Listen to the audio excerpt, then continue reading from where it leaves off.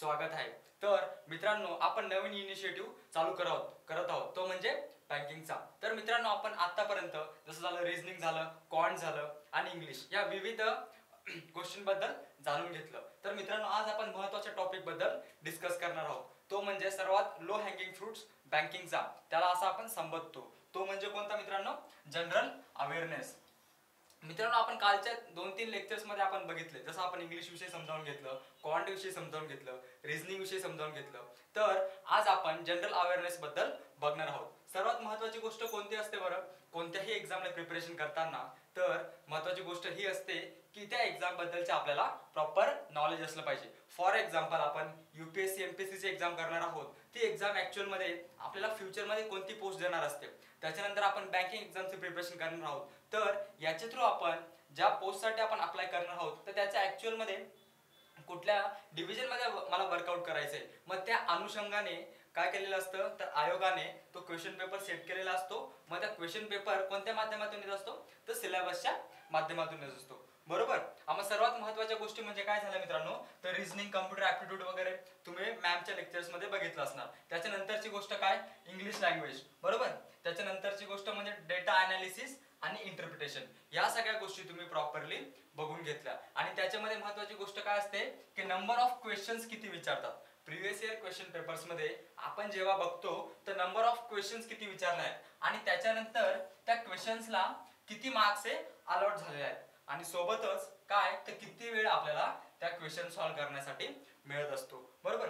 म्हणजे ते रिझनिंग झालं आपलं, त्याच्यानंतर मग जनरल अवेअरनेस वगैरे झालं, इंग्लिश लँग्वेज झालं, डाटा अनालिसिस आणि इंटरप्रिटेशन झालं। या प्रत्येक गोष्टीचं आपल्याला काय करायचं आहे मित्रांनो, तर महत्त्वाची गोष्ट म्हणजे नंबर ऑफ क्वेश्चन्स ते कसे विचारतात। त्याच्यानंतर क्वेश्चन्स आपल्याला काय करायचं असतं, डिवायडेशन करायचं असतं। डिवायडेशन कोणत्या पद्धतीने करायचं, तर व्हेरी टफ क्वेश्चन कोणते येतात, मिडियम लेवलचे प्रश्न किती आहेत आणि लो लेवलचे क्वेश्चन्स किती येत आहेत। मग त्याच्यानंतरची गोष्ट कोणती असते की ऍक्च्युअल मध्ये तुम्ही कुठे रिलाय करत आहात, तुम्ही टफ क्वेश्चन सॉल्व्ह करू शकतात का। मग त्याच्या अनुषंगाने आपल्याला काय करायचं असतं, प्रॅक्टिस करायची असते, तो मुद्दा व्यवस्थित समजावून घ्यायचा असतो।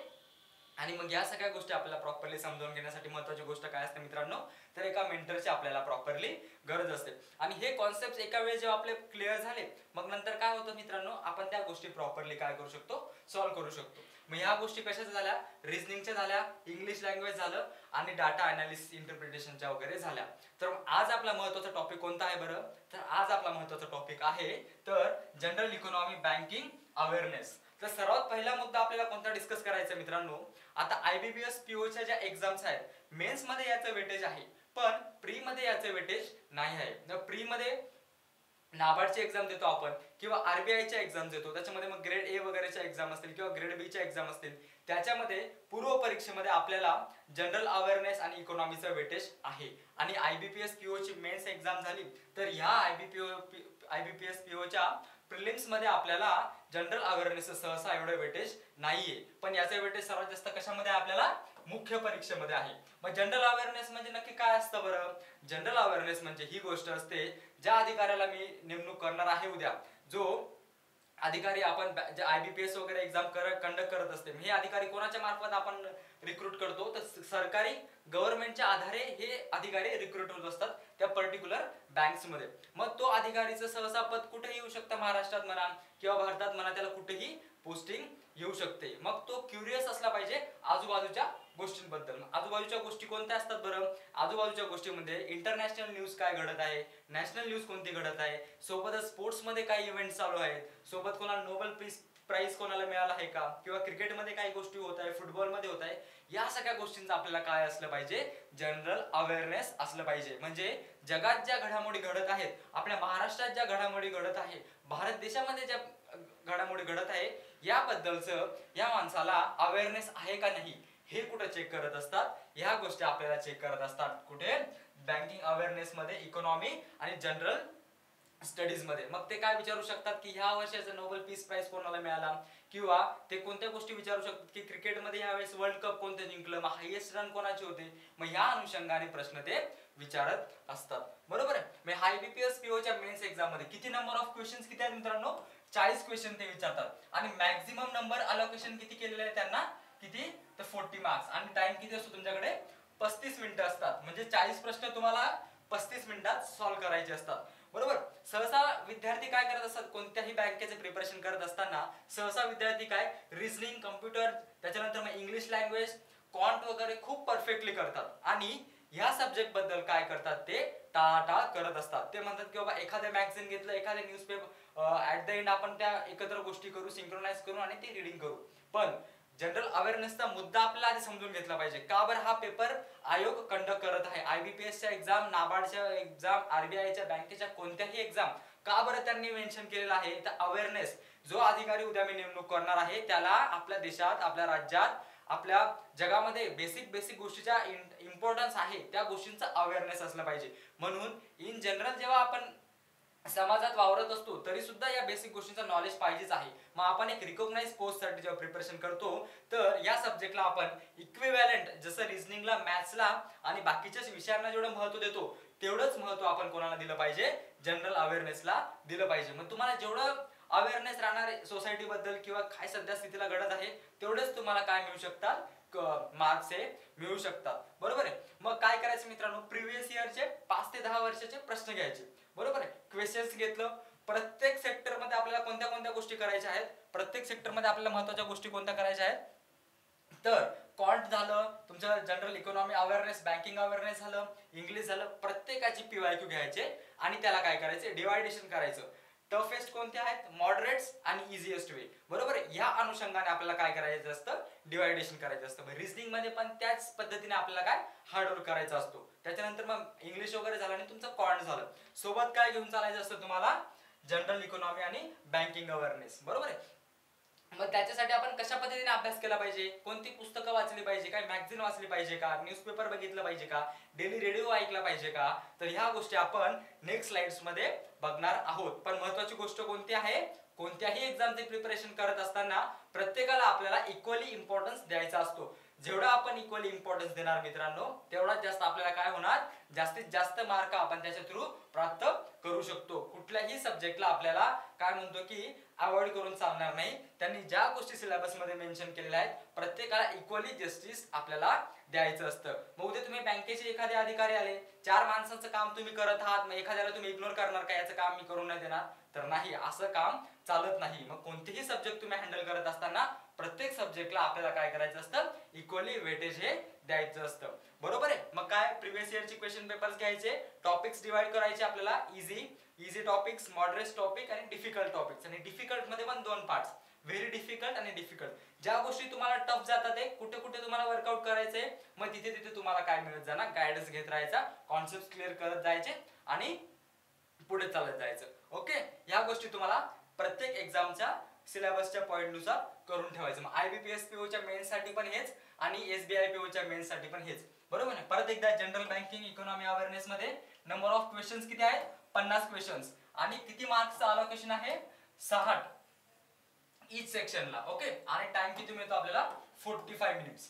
म्हणजे जेवढा अवेअरनेस आपल्याला प्रॉपरली असेल, प्रॉपर आपलं रीडिंग असेल, करंट अफेअर्स मध्ये काय गोष्टी चालू आहेत, 1 ते 1.5 तास डेली दिला तरी तुमचे इथे 50 मार्क्स येऊ शकतात. आणि किती महिन्याचं कव्हर करायचं असतं आपल्याला, 6 मंथचं फक्त कव्हर करायचं असतं आपल्याला.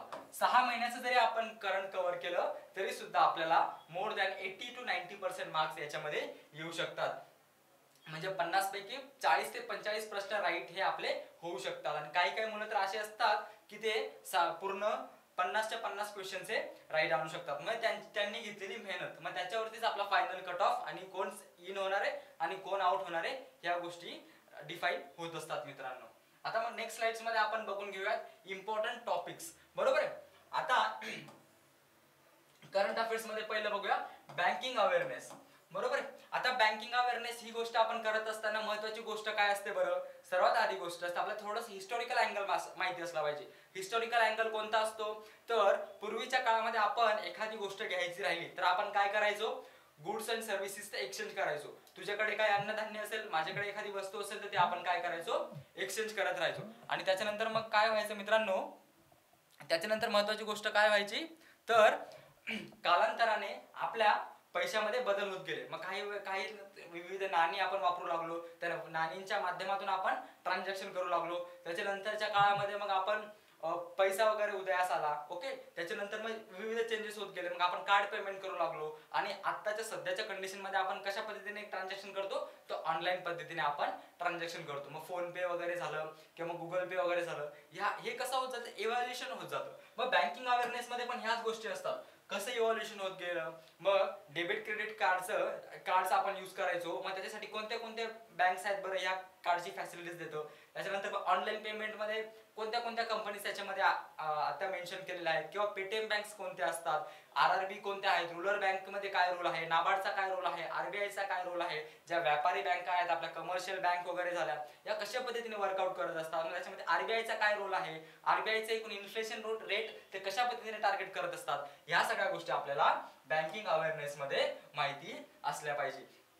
त्याच्यानंतर मित्रांनो महत्वाची गोष्ट म्हणजे आरबीआय बेस्ड क्वेश्चन. आता बँकर्स बँक आहे आरबीआय, बरोबर आहे, सगळ्या बँकांवर लक्ष ठेवायचं काम करत असतं. शेतकऱ्यांना किती लोन द्यायचं, एकूण किती अमाऊंट मध्ये आपल्याला गोल्ड आपल्या बँकेमध्ये ठेवायचं, या सगळ्या गोष्टींचं काम देखरेख करायचं काम कोण करत असतं, तर आरबीआय करत असतं. बरोबर आहे, आरबीआय कोणाच्या सोबत काम करत असतं, सोबत करत असतं. दर वर्षातून आपल्याला 3 महिन्यातून एकदा रिपोर्ट सबमिट करायचा असतो गव्हर्नमेंटला. मग ती कमिटी कोणत्या अनुषंगाने आपण डेव्हलप करत असतो बरं, त्याच्यामध्ये कोण कोण मेंबर्स असतात हे आपल्याला माहिती असलं पाहिजे. मग आरबीआय मध्ये काय काय चेंजेस झाले, आरबीआयचा गव्हर्नर कोण आहे, डेप्युटी गव्हर्नर पदावरती किती लोक आहेत, मग कशा पद्धतीने त्याची नेमणूक केली जाते, या पद्धतीचे बेसिक करंट मधले क्वेश्चन्स आपल्याला काय माहिती असले पाहिजे. त्याच्यानंतरची महत्वाची गोष्ट म्हणजे काय मित्रांनो, ऍग्रिकल्चर. आता तुम्ही ना आयबीपीएस पीओ झालात आणि तुमची पोस्टिंग झाली एखाद्या समजा एखाद्या रुरल सेक्टर मध्ये तुमची पोस्टिंग झाली, समजा मालेगाव तालुक्यामध्ये तुमची पोस्टिंग झाली आणि त्याच्यापासून जवळच्या एका गावामध्ये तुम्ही ऍज महाराष्ट्र बँक पीओ म्हणून लागलात, बरोबर आहे. मग सहसा तुमच्याकडे काय लोक लोन घेण्यासाठी वगैरे किंवा काही अमाऊंट सेव्हिंग करण्यासाठी येत असणार. मग तुम्हाला तिथे कोणत्या प्रकारचे पीक वगैरे घेतले जातात, मध्ये पिकांमध्ये कॅश क्रॉप्स कोणते आहेत, किंवा तिथे एमएसपी च्या अंडर कोणती पीक वगैरे येतात, या गोष्टींचं आपल्याला नॉलेज असलं पाहिजे. अजून कोणतं नॉलेज असलं पाहिजे तुम्हाला, ऍग्रिकल्चर ओरिएंटेशनच्या कोणत्या स्कीम्स आहेत का ज्या शेतकऱ्यांना फायदे वगैरे करतात, या गोष्टी तुम्हाला माहिती असल्या पाहिजे. ओके, त्याच्यानंतर मग विविध अवॉर्ड झाले, हे अवॉर्ड तुम्हाला माहिती असले पाहिजे. मग मनोरंजन क्षेत्रात कोणते अवॉर्ड झाले, क्रिकेट क्षेत्रात कोणते अवॉर्ड झाले, पीस प्राइज इंटरनॅशनल लेवलला दिले जातात, या सगळ्या गोष्टी आपल्याला माहिती असल्या पाहिजे. किती महिन्याचं आपण सांगितलं, 6 मंथच्या गोष्टी. ओके, 6 महिन्यामध्ये जेवढ्या गोष्टी घडत आहेत आणि मॅक्स टू मॅक्स 1 इयर पर्यंत आपण जाऊ शकतो. पण ह्याच कालावधीमध्ये घडलेल्या घटना या आपल्याला डेली न्यूजपेपर किंवा मंथली मॅगझिन याच्या अनुषंगाने ह्या येत असतात. आणि ह्या गोष्टी आपल्याला काय करायचं असतं, एका डायरीमध्ये मेंटेन करून ठेवायचं आणि मल्टिपल टाइम काय करायचं मित्रांनो, आपल्याला रिव्हिजन करायचे. ओके, त्याच्यानंतर क्रिकेट वर्ल्ड कप विनर्स, मग त्याच्यामध्ये काय विचारू शकतात ते, कोणती टीमच्या हायेस्ट रन कुठल्या प्लेयर्सचे होते, त्याच्यानंतर मॅन ऑफ द सिरीज कोणाला मिळाली, man of the match multiple times कोणाला मिळालं, हायेस्ट रन कोणी त्या क्रिकेटच्या मॅचेस मध्ये बनवले, त्याच्यानंतर मग हायेस्ट विकेट्स कोणी घेतले, या गोष्टीचा अवेअरनेस आपल्याला माहिती असलं पाहिजे. त्याच्यानंतर मग महत्वाची गोष्ट काय मित्रांनो, बुक्स, मग विविध पुस्तके झाले, इंटरनॅशनली काही पुस्तके असते, मग त्यांचे ऑथर्स, त्यांची थीम्स कोणती वगैरे आहे, या गोष्टी आपल्याला काय असलं पाहिजे, माहिती असलं पाहिजे. त्याच्यानंतरची गोष्ट आली पॉलिटिक्स, म्हणजे कुठं आता इलेक्शन वगैरे चालू आहेत का, कुठे प्रेसिडेन्शियल सिस्टम आहे, त्याच्यानंतर श्रीलंकेमध्ये थोडंसं प्रॉब्लेम चालू होते, तिथे semi presidential form of government आहे. त्याच्यानंतर आपण युएसए मध्ये बघितलं, तिथे प्रेसिडेन्शियल फॉर्म ऑफ गव्हर्नमेंट आहे. चायनामध्ये कशा पद्धतीची गव्हर्नमेंट आहे, बरोबर आहे. मग त्याच्यामध्ये त्या गव्हर्नमेंटच्या एकूण जीडीपी मध्ये किती रेशिओ, ते एकूण किती पद्धतीने काम करत आहे चांगल्या पद्धतीने, त्याची इकॉनॉमी कशी ग्रोथ करत आहे, या गोष्टी आपल्याला जनरल अवेअरनेस माहिती असला पाहिजे. त्याच्यानंतर मग इंडियन कॉन्स्टिट्यूशन रिलेटेड क्वेश्चन्स, मग कॉन्स्टिट्यूशन मध्ये आता विविध आर्टिकल तुम्हाला विचारू शकतात, मग तुम्हाला प्रिएम्बल मधले विचारू शकतात, त्याच्यानंतर मग तुम्हाला डायरेक्ट प्रिन्सिपल स्टेट पॉलिसीज बद्दल विचारू शकतात, फंडामेंटल ड्युटीज कोणत्या कोणत्या आहेत, म्हणजे कोणत्या कमिटीच्या अंतर्गत आले, या गोष्टींबद्दल या गोष्टी आपल्याला माहिती असल्या पाहिजे. मग फंडामेंटल राईट्स मध्ये मग महत्त्वाचे राईट्स आपल्याला करून ठेवायचे. ओके, नंतर मग अजून आपण पार्लमेंटरी फॉर्म ऑफ गव्हर्नमेंट आहे, पार्लमेंटरी फॉर्म ऑफ गव्हर्नमेंट मध्ये मग लोकसभा काय आहे, राज्यसभा कशा आहे, विविध बिल आपल्याला माहिती असले पाहिजे, ते बिल कशा पद्धतीने पारित करतो, या जनरली या गोष्टी आपल्याला माहिती असल्या पाहिजे. मग सुप्रीम कोर्ट झाले, हायकोर्ट वगैरे झाले, त्याच्यानंतर मग विविध आर्टिकल 280 आर्टिकल आपल्याला माहिती पाहिजे फायनान्स कमिशनचं, 315 आर्टिकल सिव्हिल सर्व्हिसेसचं आपल्याला माहिती पाहिजे, त्याच्यानंतर 324 आपलं इलेक्शन कमिशनचे आर्टिकल्स आपल्याला माहिती पाहिजे, बरोबर. हे बेसिक आपल्याला एकूण 50-60 आर्टिकल असतात, हे तोंडपाठ आपले असले पाहिजे. आणि सहसा बघायचं की न्यूज मध्ये कोणते आर्टिकल चालू आहेत, बरोबर, त्या अनुषंगाने एक प्रश्न तुमचा काय राईट होऊ शकतो मित्रांनो. ओके, महत्वाची गोष्ट काय आहे बरं, लिस्ट ऑफ बँकिंग ॲब्रिव्हिएशन्स. ओके, आता बँक ओरिएंटेशनचे ज्या काही टर्म्स आपण यूज करतो किंवा बँक ओरिएंटेशनच्या काही स्कीम्स वगैरे आहेत किंवा गव्हर्नमेंटच्या इंटरव्हेन्शनच्या काही गोष्टी आहेत किंवा प्रायव्हेट इंटरव्हेन्शनच्या गोष्टी आहेत, या सुद्धा गोष्टींचा आपल्याला काय अवेअर असलं पाहिजे. मग ते मग डेली न्यूजपेपर मध्ये येत असतील किंवा काही बँकांचे चेंजेस होत असतील, CRR रेट कसा आपण मेंटेन करतो, SLR रेट आपण कोणत्या पद्धतीने मेंटेन करतो, या गोष्टींचा आपल्याला काय असलं पाहिजे, सिक्वेन्स वाईज नोट फॉर्मॅट्स तयार करून ठेवलं पाहिजे. मग या गोष्टी आपल्याला कसं कळणार बरं, लिस्ट ऑफ बँकिंग ॲब्रिव्हिएशन मधून कसे प्रश्न आले, तर आपल्या प्रिव्हियस इयर क्वेश्चनच्या नुसार या गोष्टी आपल्याला काय कळणार आहेत प्रॉपरली. ओके, नेक्स्ट म्हणजे इंडियन इकॉनॉमिक क्वेश्चन्स. आता इंडियन इकॉनॉमी मध्ये कशा पद्धतीचे क्वेश्चन्स तुम्हाला विचारू शकतात, तर इंडियन इकॉनॉमी मध्ये तुम्हाला बेसिक्स इकॉनॉमी बद्दल प्रश्न विचारू शकतात. मायक्रो इकॉनॉमी काय आहे, मॅक्रो इकॉनॉमी काय आहे, या दोघांच्या डिफरन्स बद्दल तुम्हाला क्वेश्चन विचारू शकतात. त्याच्यानंतर मग नाणे बाजार कसा आहे, भांडवल बाजार काय, दोघांमध्ये डिफरन्स काय आहे, नाणे बाजार मध्ये मग किती टाइम पिरियड साठी आपण लोन वगैरे घेऊ शकतो किंवा कसे तिथे बँकिंगचा रोल आहे त्याच्यामध्ये, मग तुमचे शेअर्स काय आहे, डिबेंचर कशा पद्धतीने आपण घेतो, त्याच्यानंतर बॉन्ड्स कसे आपण इश्यू करतो, या गोष्टींचं आपल्याला नॉलेज असलं पाहिजे. मग संघटित क्षेत्र झालं, असंघटित क्षेत्र झालं, संघटित क्षेत्रामध्ये आरबीआयचा कसा रोल आहे, असंघटित क्षेत्रामध्ये कसा विविध बँकांचा रोल आहे, मग शेतकऱ्यांना आपण लोन कोणत्या पद्धतीने देतो, व्यापारी बँक किती अमाऊंट मध्ये लोन देण्याचं प्राधान्य आपल्या आरबीआय मध्ये मेन्शन केलेलं आहे, ह्या गोष्टींचं आपल्याला काय असलं पाहिजे, नॉलेज असलं पाहिजे. बरोबर आहे. म्हणजे इंडियन इकॉनॉमी, मग global Indian economy inflation rate आपण कशा पद्धतीने कंट्रोल करतो, त्याच्यानंतरच मग आपण मनी आणि बँकिंगच्या सिस्टम्स आपल्याला माहिती असल्या पाहिजे. अजून मग त्याच्यामध्ये एखादी स्कीम आपल्याला आलेली आहे इकॉनॉमी बद्दल किंवा इन्क्लुसिव्ह ग्रोथ बद्दल, मग एम्प्लॉयमेंट किती जनरेशन झालेलं आपलं, त्याच्यानंतरची गोष्ट म्हणजे एम्प्लॉयमेंट निघण्यासाठीची विविध इंडेक्सेस असतात, मग नीती आयोगची इंडेक्स झाले किंवा IMF ची इंडेक्स झाले, WTO ची इंडेक्स झाले, महत्वाचे 4 5 इंडेक्स आपल्याला माहिती असले पाहिजे. ओके, त्याच्यानंतर बजेट आणि टॅक्सेसेस. बरोबर आहे. बजेट आणि टॅक्सेसेस मध्ये महत्वाची गोष्ट म्हणजे काय असते मित्रांनो, की आपल्याला एकूण येणारं उत्पन्न किती, कोणत्या क्षेत्रातून आपल्याला उत्पन्न येत असतं बजेटमध्ये, मग आपल्या डायरेक्ट टॅक्सेसेस वगैरे झाले किंवा गव्हर्नमेंटची कुठे इन्व्हेस्टमेंट केलेली असते तिथून आपल्याला पैसे येणार असतात, या सगळ्या गोष्टी आपल्याला कोणत्या माध्यमातून आपल्याकडे पैसे येणार आहेत, या गोष्टी आपल्याला प्रॉपरली माहिती असल्या पाहिजे. त्याच्यानंतर मग गव्हर्नमेंटचा एकूण खर्च, एक्सपेंडिचर, त्याच्यानंतर सर्वात जास्त खर्च आपण कुठल्याही क्षेत्रामध्ये केलेला आहे हे आपल्याला बँकिंग मध्ये विचारू शकतात. मग डिफेन्स मध्ये सर्वात जास्त आपण खर्च करतो. बरोबर. त्याच्यानंतरचा खर्च आपण एज्युकेशन मध्ये किती पर्सेंटेजने खर्च केलेला आहे, मग प्रायमरी, सेकंडरी, टर्शियरी एकूण ते एज्युकेशनचे विविध पार्ट केलेले आहेत, मग त्याच्यामध्ये मग कंपल्सरी एज्युकेशन किती लोकांनी केलेलं आहे, मग त्याच्या ओरिएंटेशनच्या स्कीम्स आपल्याला माहिती असल्या पाहिजे. ओके, गव्हर्नमेंटचा एकूण येणारा इन्कम, गव्हर्नमेंटचा एकूण जाणारा खर्च, कोणत्या सेक्टर मध्ये किती खर्च झाला हे आपल्याला माहिती असलं पाहिजे मित्रांनो. ओके, म्हणजे डेली 1 वर्षाचा बजेट आणि टॅक्सेसचे प्रोव्हिजन, मग डायरेक्ट टॅक्स कसा, इनडायरेक्ट टॅक्सेस वगैरे कशा आहेत आणि टॅक्सची स्लॅब, जीएसटीचे स्लॅब्स हे आपल्याला प्रॉपरली माहिती असले पाहिजे. म्हणजे क्वेश्चन विचारू शकतात की बाबा 5%, 11%, 15% किंवा 28% असं जे फॉर एक्झाम्पल स्लॅब आहे, म्हणजे स्लॅब्स मध्ये कोणत्या गोष्टी येतात, या गोष्टी आपल्याला प्रॉपरली करून ठेवायच्या.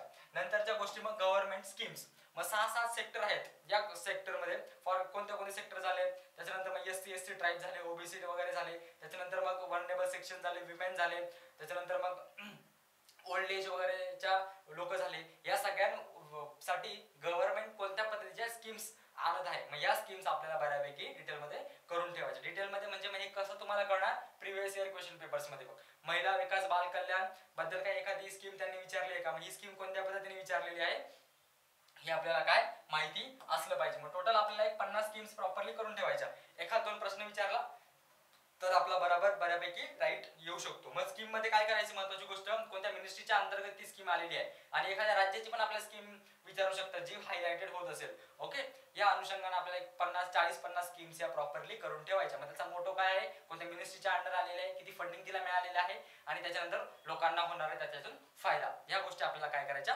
प्रॉपरली करून ठेवायच्या. त्याच्यानंतर मग कंट्रीज, अशा कोणत्या कंट्रीज आहेत ज्या न्यूज मध्ये आहेत बरं एका वर्षापासून, त्याची लिस्ट बनवायची. मोजून 25-30 कंट्रीज असतील, मग त्या कंट्रीजची लिस्ट बनवली, त्याचे विविध कॅपिटल कोणते आहेत त्याची लिस्ट बनवून ठेवायची. तिथे एखादी नदी जात आहे का, तिथे एखादं टेम्पल वगैरे आहे का, त्याच्यानंतर तिथे मग आज कुठल्या फॉरेस्टच्या अंडर येतं, कुठल्या डिव्हिजन मध्ये येतं, ते एखादा सी आजूबाजूला आहे का, रेड सी, ब्लॅक सी वगैरे, हे प्रॉपरली आपल्याला नोट मेकिंग करून ठेवायची. जगाचा मॅप काढायचा, जगाच्या मॅप मध्ये ज्या कंट्रीज न्यूज मध्ये आहे त्या मॅपच्या ओरिएंटेशन आपल्याला मेन्शन करायचं. मग तिथे ते मोस्ट प्रोबॅबली कोणते प्रश्न विचारू शकतात, एखाद्या सी बद्दल विचारतील किंवा एखादी कंट्रीची कन्सिस्टंटली, जसं इस्रायल पॅलेस्टाईनचा वॉर वगैरे झाला, रशियाचा जो वॉर चालू होता, या मेन गोष्टींचे कॅपिटल्स आपल्याला माहिती असले पाहिजे, की कंटिन्युअसली न्यूज मध्ये आहेत. या गोष्टी, या कंट्रीजचे कॅपिटल्स आणि आजूबाजूला कुठल्या रेड सीच्या बाजूला येत आहे का, ब्लॅक सीच्या बाजूला एखाद्या कंट्रीज जे न्यूज मध्ये होत्या, किंवा एखादा असा लेक आहे जे ड्राय होत चालले, किंवा एखादा असा लेक आहे तिथे क्लायमेट चेंजचा प्रॉब्लेम होत आहे. मग हे आपल्याला कसं कळतं, डेली न्यूजपेपर रिडिंग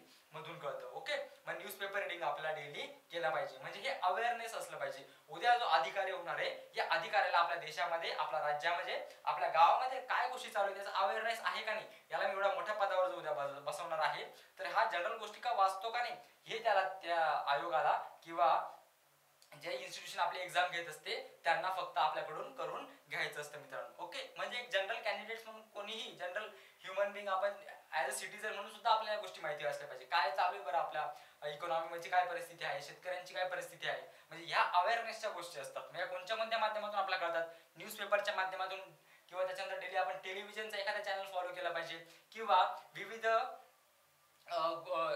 वेबसाईट असतात ते डेली करंट अफेअर्स टाकत असतात. महत्वाच्या कोणत्या गोष्टी घडल्या या आपल्याला काय करायच्या, प्रॉपरली नोट्स म्हणून ठेवायच्या मित्रांनो. ओके, त्याच्यानंतर some topics of static GK.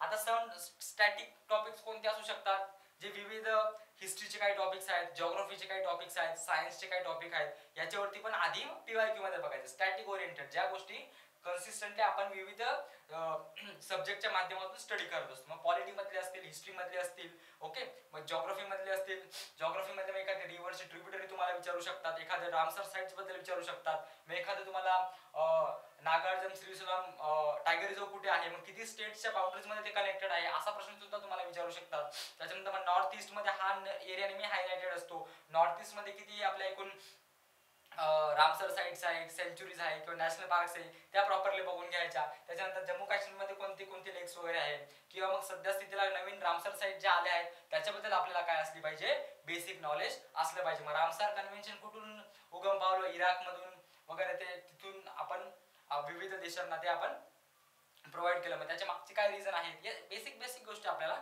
माहिती असल्या पाहिजे. भारतात एकूण किती रामसर साईट आहे, व 75 वर्ष आपल्या आझादीला झाले तर 75 रामसर साईट करायचं हे आपलं उद्दिष्ट आहे. मग लेटेस्ट मध्ये 10-15 रामसर साईट्स आपल्याला करून ठेवायच्या, आणि सोबतच सर्वात मोठे रामसर साईट कोणते आहे, सर्वात लहान रामसर साईट कोणती आहे, किंवा रामसर साईटचे कोणते कोणते फायदे आपल्या इकोलॉजीला होत असतात, हे थोडे बेसिक गोष्टी आपल्याला माहिती असल्या पाहिजे. ओके, त्याच्यानंतर list of neighbouring countries of India. Neighbouring countries जेवढ्या आहेत आपल्या त्याची लिस्ट आपल्याकडे असली पाहिजे. म्हणजे कोणते प्रश्न विचारू शकतात, अफगाणिस्तानची किती बाउंड्री लाईन आहे बरं जी इंडिया सोबत कनेक्टेड आहे, तर किती किलोमीटर मध्ये आहे, तर ते आपल्याला माहिती असलं पाहिजे की 106 किलोमीटरची बाउंड्री लाईन आपण त्यांच्यासोबत शेअर करत असतो. नंतर मग पाकिस्तान सोबत मग विविध आपलं काय नदी, पाकिस्तानमध्ये विविध नद्या गेलेल्या आहेत, किती नद्या पाकिस्तानमध्ये गेलेल्या आहेत. त्याच्यानंतर मग पाकिस्तानच्या कंट्रोलमध्ये किती रिव्हर्स आहे, भारताच्या कंट्रोलमध्ये किती रिव्हर्स आहे. मग त्याच्यानंतर मग आपण एक प्रोजेक्ट राबवला होता, त्या प्रोजेक्ट राबवल्याला कोणत्या प्रोजेक्टचं नाव दिलेलं आहे, या गोष्टी आपल्याला प्रॉपरली करून ठेवायच्या. ओके, मग त्या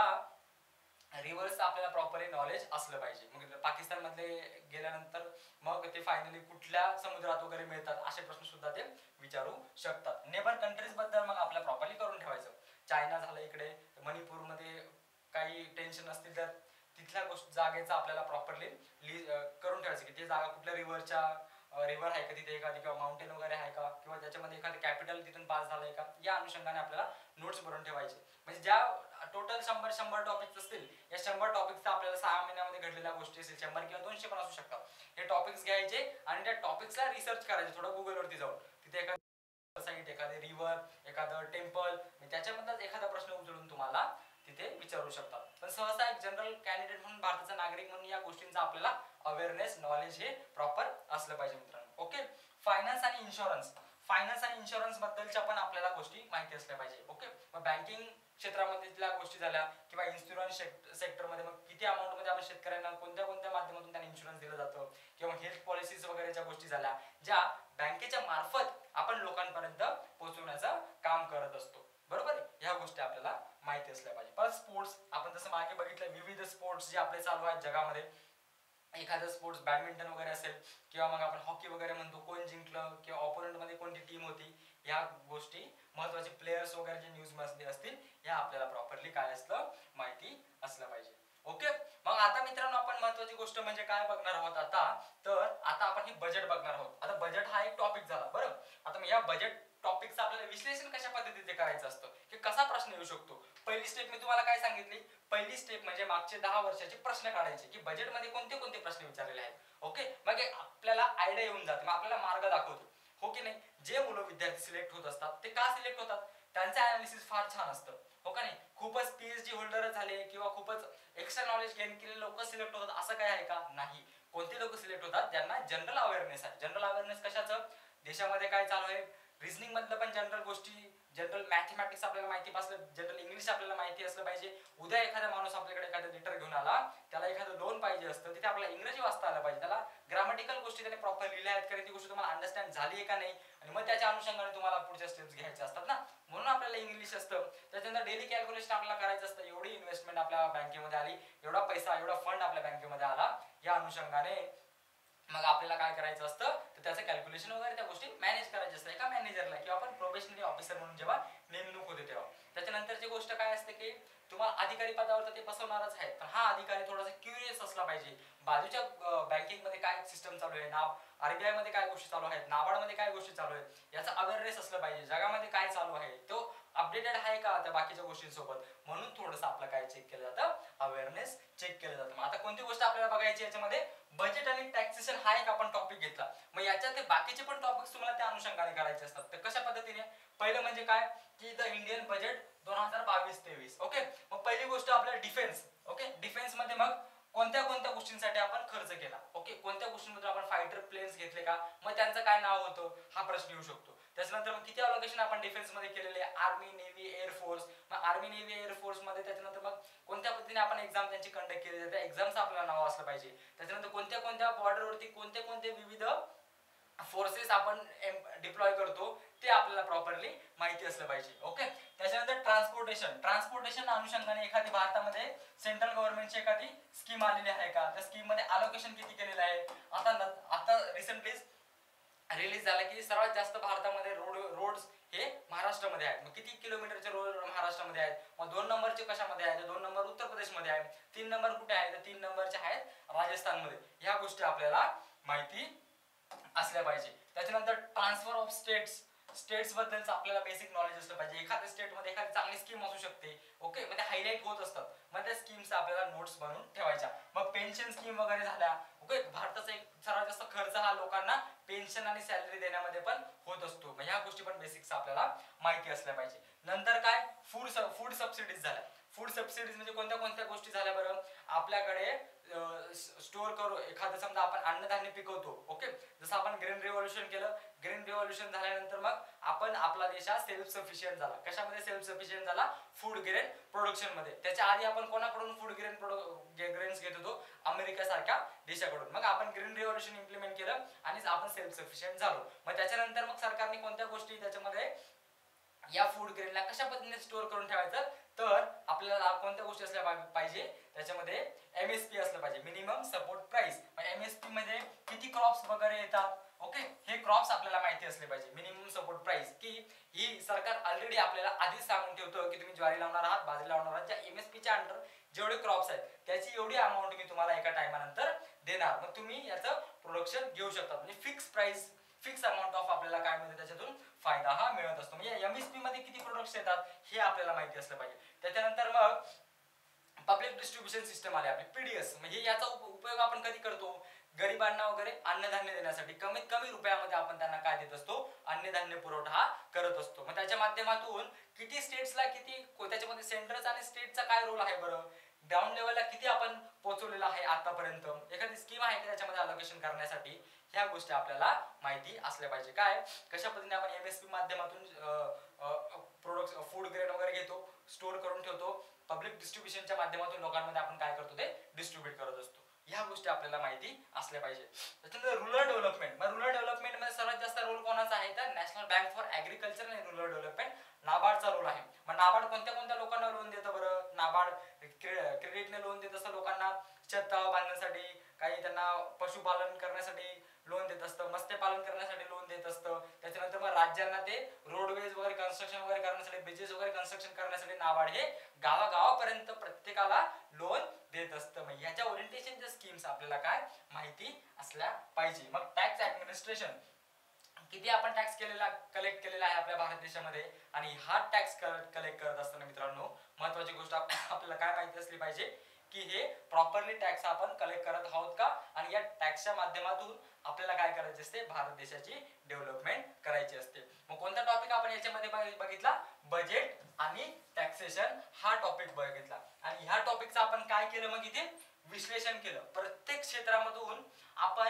करंट मध्ये कोणत्या गोष्टी चालू आहेत, बजेट मध्ये काय अलोकेशन केलेले आहे त्यांनी, किती फंडिंग दिलेलं आहे, किती स्कीम्स त्याच्यामध्ये आलेल्या आहे, त्या स्कीमचा मोटो काय आहे, कोणत्या मिनिस्ट्रीच्या अंडर ती स्कीम आलेली आहे, ह्या बेसिक गोष्टी आपल्याला त्या टॉपिकची काय करायची आहे, हा बजेट आणि टॅक्सेशन टॉपिकची आपल्याला अशी फोड करायची आहे. नंतरचा टॉपिक कोणता, कंट्रीज, कॅपिटल आणि करन्सीज. ओके, जेवढ्या 100 कंट्रीज आपल्या न्यूज मध्ये असतील त्या 100 कंट्रीजचं लिस्ट बनवायची, त्याचे कॅपिटल्स, त्याच्या करन्सीज लिस्ट बनवली, मल्टिपल टाइम काय करायचं, आपल्याला रिव्हिजन करायचं. म्हणजे जेवढे आपण टॉपिक याच्यामध्ये डिस्कस केलेले आहेत हे टॉपिक्स प्रिव्हियस इयर मध्ये विचारलेले आहेत आपल्या परीक्षेमध्ये. मग ह्या टॉपिक्स आपल्याला काय करायचे, अशी ह्या पद्धतीने फोड करायची, आणि मग करंट मधल्या गोष्टी उचलायच्या, प्रॉपरली मेन्शन करायच्या, आणि फायनली काय करायचं असतं बरं मित्रांनो, आपल्याला मल्टिपल टाइम रिव्हिजन करायची असते. ओके, या गोष्टी आपल्याला काय करायच्या, प्रॉपरली करायच्या. मग ह्या प्रॉपरली जेव्हा आपण फॉलो करतो मग आपल्याला काय मिळत जाते याच्यातून, या गोष्टी प्रॉपरली फॉलो केल्यानंतर आपल्याला फायनली रिझल्ट हा मिळत असतो. ओके, नंतर म्हणजे काय, अप्रोच. कोणतीही गोष्ट आपल्याला, कोणतीही एक्झाम असो या भारतातली, ती एक्झाम क्रॅक करत असताना महत्वाची गोष्ट काय असतं, प्रॉपर डायरेक्शन, प्रॉपर सिलेबसचं अनालिसिस, आणि ती एक्झाम मध्ये आपल्याला किती डेप्थ मध्ये उतरायचं आहे हे गोष्ट सांगण्यासाठी आपल्याला मेंटर पाहिजे असतात, क्लासेस पाहिजे असतात की तुम्हाला प्रॉपरली गायडन्स देत पोहोचवतील. म्हणजे काय, त्या पाण्यापर्यंत न्यायचं काम आमचं असतं. म्हणजे पाणी किती प्यायचं, तुम्हाला किती मेहनत करायची, आणि फायनली सिलेक्शन घ्यायचं, त्याचे डायरेक्शन प्रॉपरली कुठून मिळणार किंवा कोण आपल्याला देणार, तर हे कोण करत असतं, मेंटर्स करत असतात. ओके, अप्रोच मध्ये काय बघणार आहे, फिअर ऑफ द सब्जेक्ट. मग तुम्ही रिझनिंग करत असणार, क्वांट करत असणार, इंग्लिश करत असणार आणि जीके करत असणार, याचे पीवायक्यूज बघायचे, सिलेबस प्रॉपर बघायचं, आणि काय करायचं, त्याच्या अनुषंगाने रीडिंग स्टार्ट करायची, प्रॅक्टिस स्टार्ट करायची. जेवढी तुमची रीडिंग वाढणार, जेवढी तुमची प्रॅक्टिस वाढणार, मग काय कमी होत आहे, तुमचं फिअर, जे सब्जेक्ट बद्दलचं फिअर आहे हे कमी होत जातं. फिअर कधी कमी होत जातं, जेव्हा आपण त्या गोष्टीला फेस करतो तेव्हा जे आपल्याला फिअर येत असतं ते व्हॅनिश होत जातं आणि कमी होत जातं. जेव्हा त्याच्यावरती आपण वर्कआउट करत असतो, प्रॉपरली वर्क करतो, त्याच्यावरती एक एक गोष्ट आपण समजून करत असतो. उद्या अधिकारी होणार आहे, त्या अधिकाऱ्याला ह्या गोष्टी प्रॉपरली केल्या पाहिजे. उद्या एखादी मोठी इन्व्हेस्टमेंट तुमच्या बँकेमध्ये आली, तुम्ही घाबरणार आहात का ते इन्व्हेस्टमेंट आली किंवा एखादा काही फ्रॉड वगैरे झाला तर तुम्ही ते फेस करणार आहात, निडर पद्धतीने तुम्ही ते फेस करणार आहात. अभ्यासाला पण एकदम निडर पद्धतीने फेस करायचं. ओके, नेक्स्ट म्हणजे बिल्ड स्टेप बाय स्टेप. आता कोणतीही गोष्ट करायची पद्धत असते. युपीएससी चे प्रिपरेशन करा, आधी आम्ही काय सांगतो, बेसिक्स वाचा. मेन्स करायचं असतं, बेसिक्स एकदा क्लिअर झालं मग ते तुमच्या मल्टिपल टाइम रिव्हिजन केल्यानंतर तुमच्या मनामध्ये ती गोष्ट बिंबवली जाते. मग तुम्ही आन्सर रायटिंग करू शकता, त्याच्याबद्दल तुमचं मत मांडू शकता. मत मांडण्याच्या आधी त्याचा आधी आपण समजून घेतली पाहिजे ती प्रॉपरली गोष्ट. ओके, मग हे स्टेप सांगायचं काम तुम्हाला कोण करत असतात, तर ऑफिसर्स करत असतात. ओके, कोण करत असतात, ते ऑफिसर्स तुम्हाला, म्हणजे आपल्या अकॅडमीमध्ये विविध टीचर्स आहेत, कशी स्टेप तुम्ही घेतली पाहिजे, इंग्लिश कशा पद्धतीने रीडिंग केलं पाहिजे, कोणते कोणते फॉर्म आहेत त्याच्यामध्ये विविध इंग्लिशचे, क्वांट कशा पद्धतीने केलं पाहिजे, मॅथ्स कशा पद्धतीने केलं पाहिजे, लॉजिकल रिझनिंग कसं केलं पाहिजे, याची एक स्टेप असते, आणि ती स्टेप जो फॉलो करतो फायनली तो काय करतो, सिलेक्शन घेऊन निघून जातो. Okay, focus on core topic. हे आपल्याला पीवायक्यूच्या अनालिसिस नुसार कळतं की कोणत्या कोणत्या टॉपिक्स वरती आपल्याला काय करायचंय, फोकस करायचं आहे. ओके, मग महत्वाची गोष्ट म्हणजे डेली प्रॅक्टिस. मग क्वांट सब्जेक्ट असेल तुमचा, इंग्लिश असेल, आणि डेली 1 तास तुम्हाला कोणाला द्यायचा आहे, डेली 1 hour तुम्हाला द्यायचा आहे जीकेला. ओके, जीकेला तुम्हाला जनरल जीकेला किंवा जीएस ला डेली 1 तास द्यायचा. म्हणजे त्याच्यावर तुम्ही न्यूजपेपर बघू शकतात किंवा एखादी गव्हर्नमेंटची वेबसाईट, सनसेट टीव्ही तुम्ही बघू शकता, त्याच्यामध्ये daily news, current cover, news cover होत असतात. हे आपलं अवेअरनेसच्या माध्यमातून चांगले उपक्रम आहेत. आणि मॉक्स द्यायचे, जेवढे मल्टिपल आपण मॉक्स देणार, मॉक्स सॉल्व्ह करायचे. ओके, टोटल 30 मॉक्स घ्यायचे, 30 मॉक्स मध्ये 3000 क्वेश्चन्स त्याच्यामध्ये असतील. ओके, ते मॉक्स सॉल्व्ह करायचे. सॉल्व्ह झाल्यानंतर मग काय, सॉल्व्ह झाल्यानंतर तुम्ही कुठे चुका करत आहात त्या चुका एका बुक मध्ये लिहायच्या. परत मग मॉक सॉल्व्ह करायचे, रिव्हिजन करायचं, म्हणजे चुका त्या रिपीट न करायचे, रिपीट नाही झाल्या पाहिजे. मग परत एकदा मॉक सॉल्व्ह करायचं. मॉक सॉल्व्ह झाल्यानंतर मग काय होतं, परत ज्या काही चुका तुम्ही केल्या परत लिहून काढायच्या, आणि त्या चुका मल्टिपल टाइम रिवाइज करायच्या की ह्या चुका करतो. मग पहिली चूक असेल तुम्ही घाईघाईने रीड करत असणार, दुसरी चूक असेल तुमची प्रॉपर नॉलेज नाहीये तुम्हाला, तिसरी चूक आहे तुमची की तुम्ही प्रश्न एक वाचताय, गोळा दुसऱ्या जागेवरती करताय. मग कोणत्या कोणत्या चुका तुम्ही करत आहात, या चुका आपल्याला काय करायच्या असतात, कमी करायच्या असतात. जो सिलेक्ट होणार असतो तो चुका कमी करतो. मग बाकीच्यांपेक्षा आपल्याला पुढे जायचं असलं तर महत्वाची गोष्ट काय आहे, मल्टिपल मॉक टेस्ट सॉल्व्ह करायचं. आणि मग रामबाण उपाय कोणत्याही एक्झामच्या भारतातल्या कोणता आहे, PYQ आयोगाला काय अपेक्षित आहे याचा अभ्यास करणे, प्रिव्हियस इयर क्वेश्चन पेपरचं अनालिसिस करणे. ओके, या महत्त्वाच्या स्टेप्स आपल्याला फॉलो करायचे असतात. मग कोणत्या टायमाला कोणती स्टेप फॉलो करायची? आता तुम्ही काही अभ्यासच नाही केला, तुम्ही डायरेक्ट मॉक टेस्ट घेतला तर तुम्हाला स्कोर येणार आहे का? नाही येणार, कारण ती कॉन्सेप्ट तुमची क्लिअर नाही. मग त्या मॉक टेस्ट मधून तुमचा स्कोर कशा पद्धतीने येणार नाही मित्रांनो.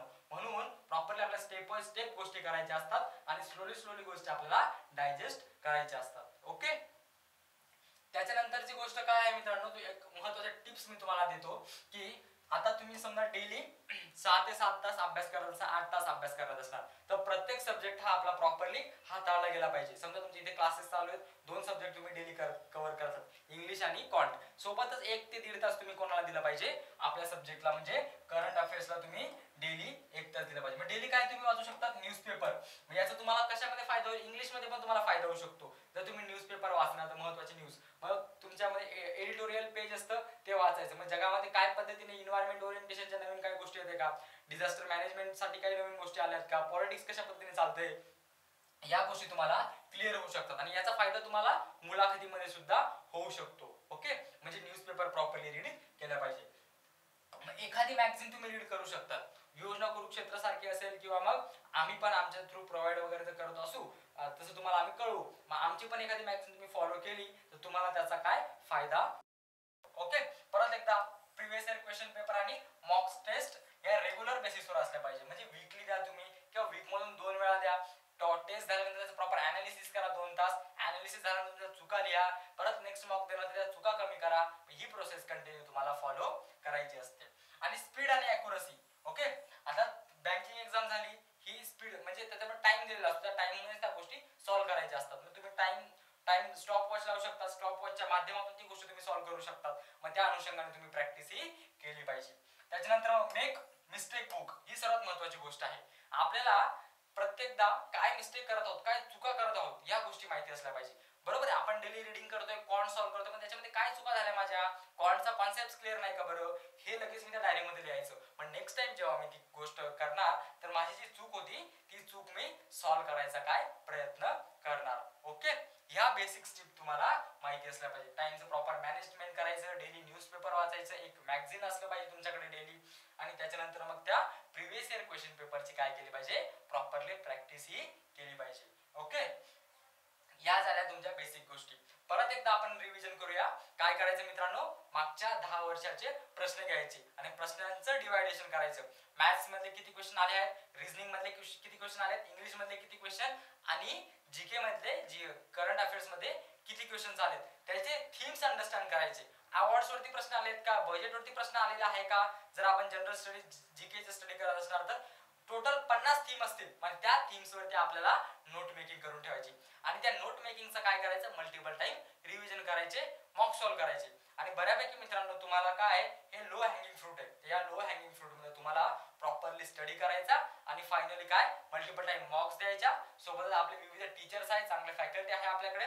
प्रॉपरली तुम्ही आमच्याकडे क्लास केला तर टायमावर टप्प्याटप्प्यावरती कशा गोष्टी घ्यायच्या, कसे सब्जेक्ट आपल्याला हाताळायचे, या गोष्टी आम्ही तुम्हाला प्रॉपरली सांगू आणि तुमच्या यशामध्ये आम्ही लवकरात लवकर तुमच्या जी ड्रीम पोस्ट आहे त्याच्यापर्यंत पोहोचवण्याचा आम्ही मित्रांनो प्रयत्न करू. ओके, तर या टिप्स तुम्ही प्रॉपर अनालिसिस करा. त्याच्यानंतर रिझनिंग सगळे जेवढे तुमचे टॉपिक्स असतील ते एका बुक वरती लिहा. कुठे मला डिफिकल्टी येते, कुठल्या गोष्टीसाठी मला क्लास लावायचा आहे हे आधी फिक्स करून घ्या आणि फायनली काय मित्रांनो, फायनली तुम्ही सिलेक्शन घेऊ शकतात. प्रॉपर डायरेक्शनने ही एक्झाम क्वालिफाय करू शकतात. ओके मित्रांनो, तर फायनली आता आपण इथे थांबूयात. याच्या व्यतिरिक्त काय आपले कोर्सेस वगैरे असतील किंवा काही गायडन्स असतील तर तुम्हाला खाली दिलेले नंबर्स वगैरे आहेत, आपले YouTube चॅनल वगैरे आहेत किंवा आपण पोस्टरही रिलीज करणार आहोत. हे प्रॉपरली फॉलो करा. मेंटर सोबत तुम्ही एकदा मॅम सोबत तुम्ही डिस्कशन करा, तुमचा एक्झॅक्टली काय प्रॉब्लेम, कोणती एक्झाम तुम्ही टार्गेट करत आहात आणि फायनली मित्रांनो प्रॉपर गायडन्स घ्या आणि लवकरात लवकर आमच्या क्लासेस सोबत तुम्ही जॉईन व्हा मित्रांनो. ठीक आहे, तर धन्यवाद. आज आपण इथेच थांबूयात, बाकी नेक्स्ट लेक्चर मध्ये आपण डिस्कस करूयात. ठीक आहे मित्रांनो, thank you. The officer your personal mentor चॅनलच्या नवनवीन अपडेट्ससाठी चॅनलला लाईक, सबस्क्राईब आणि शेअर करा. थँक्यू.